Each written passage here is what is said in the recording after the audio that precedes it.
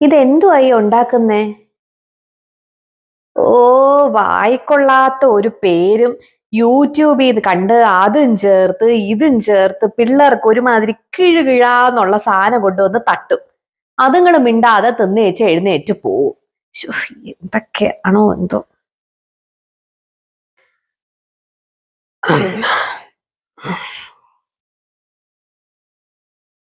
നീ ഉച്ചക്കത്തേക്കുള്ള ഭക്ഷണമാണോ ഈ കഴിക്കുന്നേ? ഹോട്ടലിൽ നിന്ന് ഓർഡർ ചെയ്തതാണോ?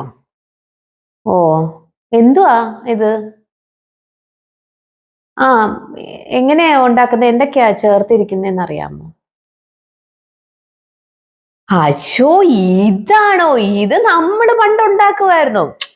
ചോറിന് പകരം നീ പറയണ പാസ്ത, പിന്നെ നമ്മുടെ തേങ്ങാപ്പാലിന് പകരം ക്രീം ചീസും മിൽക്കും, പിന്നെ മല്ലിയിലയും കരിവേപ്പിലയും ഇടുന്നതിന് പകരം പാസ്ലിയുടെ ഇല. ചേടാ, ഇത് നമ്മൾ ഉണ്ടാക്കുകയാണില്ല, ആ സാധനം പണ്ടേ ഉണ്ടാക്കുന്നത്.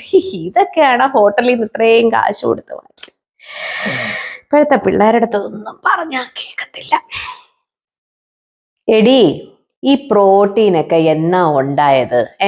നമ്മുടെയൊക്കെ ചെറുപ്പത്തിൽ തലേ ദിവസത്തെ ചോറില് വെള്ളം ഒഴിച്ച്, പിന്നെ അത് പിറ്റേന്ന് എടുത്ത് ഇച്ചിരി മരിച്ചീനി ഇട്ട്, ഇച്ചിരി കട്ട തൈര് ഒഴിച്ച്, ഇച്ചിരി മുളക് ഉടച്ചതും ഉപ്പും എല്ലാം കൂടെ ഇട്ട് നല്ല വിരവി കഴിച്ചോണ്ട് പോയാൽ ഫുൾ ഡേ നമുക്ക് എനർജി ആയിരുന്നു. നിങ്ങൾ കുറെ പേര് എക്സർസൈസ് ചെയ്യുമ്പോഴത്തേക്കും അവിടുത്തെ ആള് പറയും പ്രോട്ടീൻ കഴിക്കണമെന്ന്. പിന്നെ ചിക്കനായി മീനായി. ഈ ചിക്കനൊക്കെ പണ്ടേ വല്ലപ്പോഴും ഓണത്തിനോ അല്ലെങ്കിൽ എന്തെങ്കിലും വിശേഷ ദിവസമേ വീട്ടിൽ വാങ്ങാൻ സമ്മതിക്കുകയുള്ളായിരുന്നു. ഇതിപ്പോ എന്നും ചിക്കൻ കഴിപ്പാ. എന്നിട്ട് ചോദിച്ചാൽ പറയും പ്രോട്ടീൻ വേണം. മുട്ടയാണെങ്കിലോ 5-6 മുട്ടയൊക്കെ കഴിച്ചിട്ട് പറയാ പ്രോട്ടീൻ വേണം പ്രോട്ടീൻ വേണമെന്ന്. അല്ലാത്ത കൂത്ത് തന്നെ. ഓ ഓ പിന്നെ എനിക്കൊരു ഇച്ചിരി ഷുഗറിന്റെ അസുഖമുണ്ട്. അതെന്തുകൊണ്ടാ? ഞാൻ ഈ ലഡ്ഡുവും ജിലേബിയും, ഞങ്ങൾക്ക് ചെറുപ്പത്തിൽ ഇതൊന്നും വാങ്ങിച്ചു തരത്തില്ലായിരുന്നു. അപ്പം കാണുമ്പോ ഒരു കൊതിക്ക് ഒരു ഇച്ചിരി ലഡ്ഡു, ഒരു 3 ജിലേബി ഒക്കെ കഴിക്കുന്ന കാരണം ഒരു ഇച്ചിരി ഷുഗർ വന്നു. അല്ലാതെ ചോറുണ്ടിട്ടൊന്നും അല്ല ഷുഗർ വന്നത്. ഇതിങ്ങനെ തിന്ന് നോക്കിക്കോ, വല്ല അസുഖവും വരുമ്പം പഠിക്കും.